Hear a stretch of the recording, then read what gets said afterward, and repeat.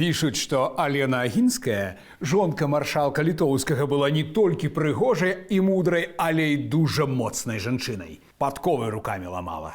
А калі пад старасць жанчына пражыла 90 год, нямала, дзеці захацелі адабраць у яе маёнтак, то ўзяла ў рукі срэбраны талер, отакі, ды сагнула яго ў трубачку. Я паўтараць не буду, даруйце, але пытанні пра нямогласць гаспадыні адразу зніклі. Бачце?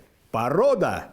Мяне завуць Васіль Калач. Сёння пагаворым пра род Агінскіх. А гэта не толькі Міхал Клеафас Агінскі, аўтар вядомага паланезу, але і шмат яшчэ каго цікавага. З мяне расповед, ад вас лайк і падпіска, гэта не цяжка. Князі Агінскія – стары магнацкі род гербу Агінец. Фаміліі Агінскіх належалі землі на Смаленшчыне, у сённяшняй Польшчы, Літве, ну і, канешне, Беларусі. Залессе, Бялынічы, зямля і нерухомасць у Пінску, Віцебску, Чачэрску, Маладэчне і гэтак далей. Гэта норма для магнатаў, расцярушаныя валоданні на абшарах вялікай краіны.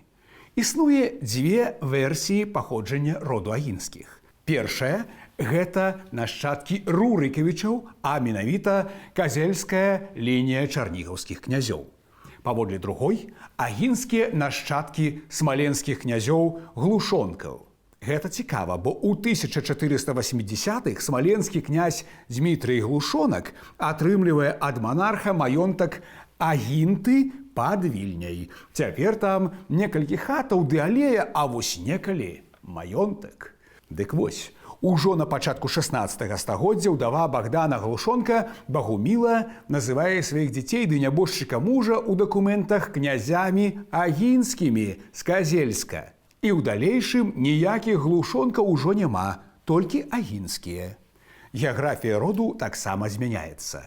Агінскія атрымліваюць ды набываюць землі на захадзе. Не будзем забывацца, што Смаленшчына і Полаччына на бліжэйшай 1,5 стагоддзі ў полымі вайны з маскавітамі.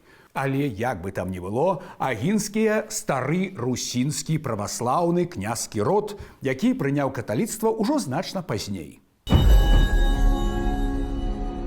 Далей – час узвышэння агінскіх ды разгалінавання на розныя лініі. Агінскія займаюць высокія пасады, будуюць цэрквы і манастыры ў Менску, Магілёве ці в аколіцах Коўні.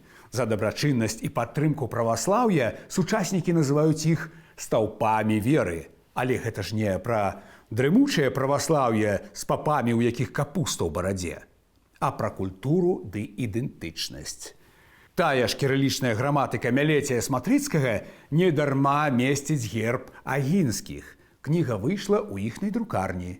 Богдан Агінскі быў старастам праваслаўнага брацтва ў Вільні, таксама заснаваў брацкую школу. І гэта ніякім чынам не перашкаджала яму ваяваць з маскавітамі ў Лівонскую вайну. Роўна як ва ўкраіне абаронцамі праваслаўя таго часу лічаць астрожскіх, так у нас варта лічыць агінскіх. А калі пра астрожскіх ці наогул праваслаўную шляхту трэба асобнае відэа, пішыце ў каментарах, зробім. Не забывайце таксама пра падпіску на наш канал, калі вам бяспечна. Агінскія не толькі магнаты і землеўладальнікі, але і дзяржаўнікі. Вось Марцыян Александр Агінскі, чашнік, падстолі, крайчы, урэшце канцлер Вялікага княства. Але найперш вайсковец, палкоўнік, ды яшчэ ў часы маскоўскага патопу сярэдзіны 17 стагоддзя. Ёсць нават версія, што на знакамітым конным партрэце афіцэра, які пісаў Рэмбрандт каля 1655 году, акурат Марцыян Агінскі, хоць пазней на партрэце ўжо бачылі лёгкага вершніка Лісоўчыка.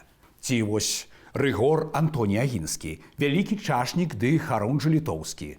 Ваяваў з сапегамі падчас міжусобіцаў у дзяржаве, а пра сапегаў у нас быў асобны сюжэт. Ваяваў са шведамі ў паўночную вайну, прычым, калі Аўгуст Моцны зрокся кароны, працягваў ваяваць. Ну а як яшчэ? Ці Андрэй Ігнацый Агінскі, кашталян і ваявода Троцкі, дыпламат, прыхільнік Станіслава Аўгуста Панятоўскага. Апошняга караля любілі і падтрымлівалі далёка не ўсе, але Андрэй Ігнацый лічыў, што моцная каралеўская ўлада – гэта паратунак дзяржавы. А Міхал Клеафас Агінскі акурат яго сын. Да чаго мы яшчэ вернемся. Пагаворым яшчэ пра Міхала Казіміра Агінскага. Гэта алігарх, вайсковец, палітык новай хвалі, аматар музыкі, літаратуры, філазофіі і тэатру, які знаўся з Дэні Дыдро, сябраваў з Гайднам. Стаўшы вялікім гетманам, Агінскі ваяваў з маскавітамі, але ў бітве пад Сталовічамі атрымаў паразу ад Суворава. Жыў на эміграцыі, Вена, Парыж. Урэшце вярнуўся на радзіму.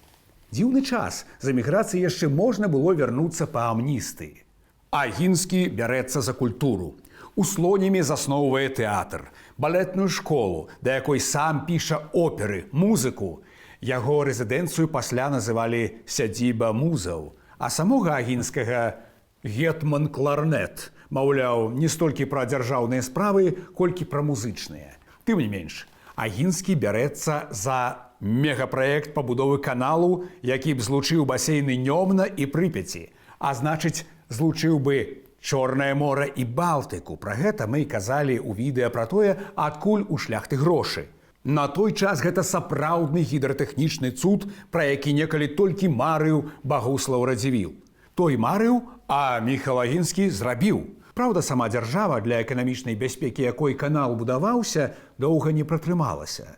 Сам жа Агінскі зноў у эміграцыі. Брусэль, Берлін, Вена, а памёр урэшце у Варшаве ў 1800 годзе. У 1791 годзе з эміграцыі Міхал Казімір Агінскі перадаў усе свае беларускія маёнткі малодшаму сваяку Міхалу Клеафасу Агінскаму. Наогул, іх часам блытаюць, але вы хоць так не рабіце. Упершыню з музычнымі справамі будучы кампазітар сутыкнуўся акурат у Слоніме, на той сядзібе музаў. Праўда, хто ж тады не любіў музыкі і не пісаў аўтарскіх твораў? Нават Касцюшка быў кампазітарам. Міхал Клеафас займаў розныя дзяржаўныя пасады ў позняй Рэчы Паспалітай. Быў дыпламатам у Галландыі ды Лондане, удзельнічаў у перамовах з расійскім паслом Сіверсам. Але што там ужо тыя перамовы, калі ад дзяржавы амаль нічога не засталося? У відэа пра Станіслава Аўгуста Панятоўскага мы паэтапна разбіраем гэты працэс. Агінскі падтрымаў Касцюшку ў 1794 годзе. Пасля быў вымушаны эміграваць. У Францыі, як дыпламат, вёў перамовы пра аднаўленне Рэчы Паспалітай, але французская адміністрацыя не спяшалася даваць хоць якія гарантыі. Агінскі вярнуўся. За часамі ранняга Александра I была адліга для былых паўстанцаў. Яшчэ можна было. Разбудоўваў родны маёнтак у Залессі, збіраў там бібліятэку, займаўся гаспадаркай, звярынцам, а перад чарговым сваім ад'ездам напісаў той самы паланез развітання з радзімай. Гэтыя ноты праз гады ведалі на памяць удзельнікі паўстанняў, эмігранты, выгнанцы. Мелодыя стала сімвалам страты і немінучага колішняга вяртання дадому.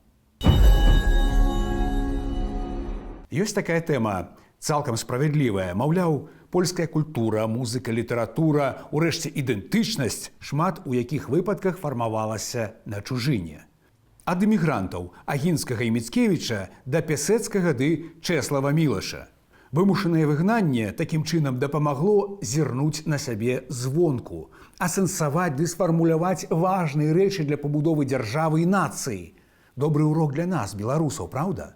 Як і той факт, што тыя самыя Агінскія і Міцкевічы, роўна як Валовічы, Вішнявецкія, Сангушкі і Сапегі, гэта старыя роды нашага русінскага кораню. Ужо час нацыяў развёў нас у розныя бакі, але фундамент адзін. І пра гэта таксама трэба памятаць. На сёння ўсё. За лайкі, падпіскі, данаты, чалом б'ю. Гонар і годнасць!